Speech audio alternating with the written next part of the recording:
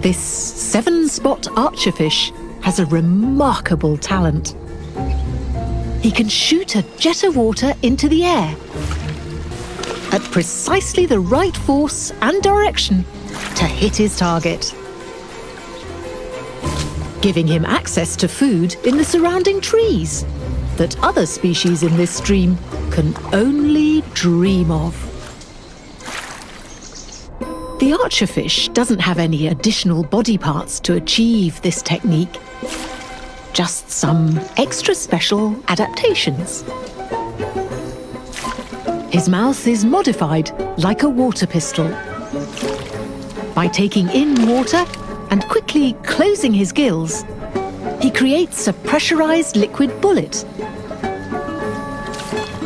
with 5 times more striking power than any vertebrate muscle can produce. However, his eyes do not correct for the light refraction of the water. This is something he has to calculate and calibrate on his own.